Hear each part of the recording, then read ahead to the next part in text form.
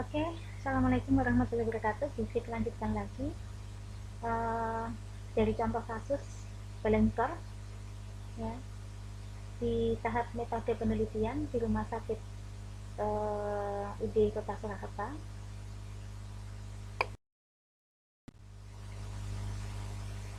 Ini metode untuk pengumpulan data, ada wawancara, ada observasi, kemudian metode analisisnya dalam bentuk kuesioner, karena memang untuk balance score memang cara penyelesaiannya adalah pengolahan datanya dengan menggunakan yang jelas harus ada kuesioner. Nah, ini harus kita tentukan dulu menggunakan skala lingkap dengan nilai ini. Mungkin di mata kuliah statistik ya sudah dijelaskan. Jadi ada skala 1 sampai 4. Nah, kemudian di sini kita masuk ke metode IT-nya, karena mau tidak mau karena jurusan kita informatika, jadi harus masuk ke teknologi informasinya. Nah, ini ada visi misi perusahaan, karena yang akan kita analisis karena sebagai bidang informatika otomatis di IT-nya, jadi otomatis visi misi perusahaan dengan kita selaraskan dengan divisi IT-nya. Kemudian misi, ada strateginya, kemudian tujuan, hubungan sebab akibat, sampai nanti yang berikutnya ada menganalisis masing-masing perspektif. Nah, ini perhitungan dari pembobotan ya, dari skala 1 sampai 4 dengan ada absen, zong, 0 ya. Ini sudah saya berikan rumusnya, jumlah jawaban seperti dulu waktu testing ya, pada waktu testing. Jadi jumlah jawaban misalnya pertanyaan 1 yang menjawab A ya, contoh A itu kan bobot 4, dari jumlah responden berapa. Jadi misalnya ada 10 responden yang menjawab A, dari pertanyaan 1 jumlahnya berapa gitu ya. Ya, ini sudah saya berikan rumusnya, tolong nanti kalian bisa pelajari, nanti yang belum paham bisa ditanyakan pada saat kita tatap muka. Kemudian pembahasannya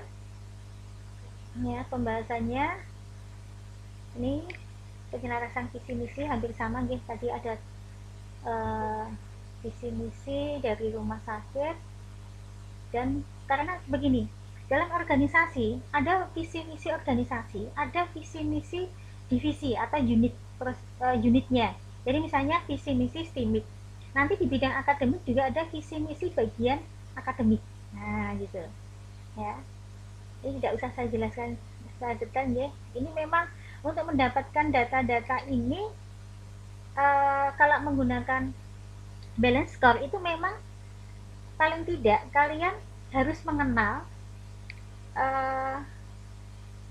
personal yang terlibat di dalam organisasi tersebut. Karena apa? Balance score itu sangat teliti sekali, sangat detail sekali, sangat masuk ke internal di dalam organisasi atau perusahaan.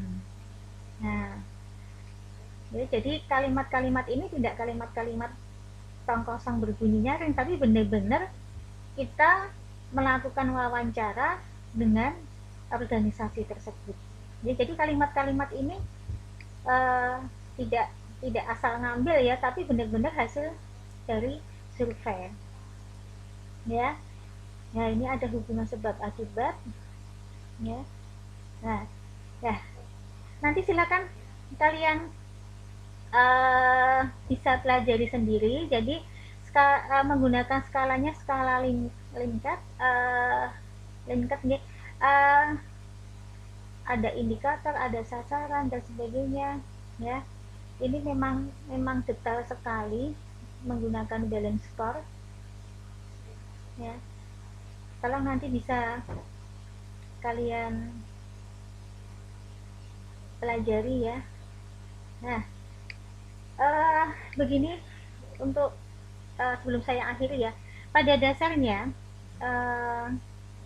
ini kalian sudah semester 6 ya. Nanti kan semester 7 ngambil skripsi. Nah, semisal kalian nanti mengambil tema skripsinya analisis, ya, kalau saya sarankan mungkin bisa mengenal orang atau pelaku yang ada di dalam organisasi tersebut, gitu. Dan sebenarnya alat mengolahnya gampang, kita cukup kuesioner. Jadi jumlah skalanya berapa, kita kalikan dengan bobot nilai, bisa diperoleh nilai. Jadi seperti sangat setuju, setuju, tidak setuju, sangat tidak setuju, ya. Nah, seperti ini, ya. Tolong nanti bisa kalian pelajari, ya. uh, Angka-angkanya juga saya berdasarkan dari angka survei, ya. Angka surveinya ini lumayan, sebanyak 38 halaman. Nah, ini perspektif keunggulan operasional. Jadi hampir hampir semua unit kerja, ya, unit sub kerja di divisi IT, ya. Nah, seperti ini. Jadi memang menganalisis karena kita banyak melakukan tulisan, ya, tulisan berupa kalimat-kalimatnya. Ini hasilnya pengumpulan.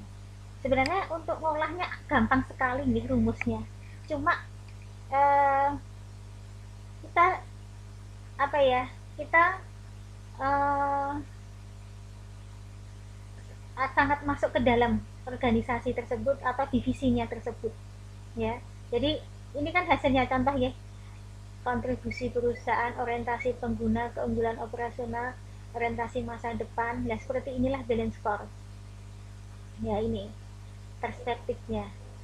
Nah, ini untuk variabel ini kalian bisa berdasarkan dari variabel yang sudah ditentukan balance score. Nanti misalnya kalian mau menambahkan atau apa ya istilahnya, mau mengembangkan, ya monggo silahkan. Seperti ini kan kita tidak mengambil sama persis dengan yang ada di balance score perspektif 4 itu, ya. Jadi ada keuangan dan sebagainya. Jadi kita hanya melihat dari divisi IT, kita lihat untuk breakdown perspektifnya berdasarkan dari hasil survei. Jadi kontribusinya, orientasi, keunggulan. Jadi intinya adalah di sini kontribusi perusahaan, rumah sakitnya, sasarannya.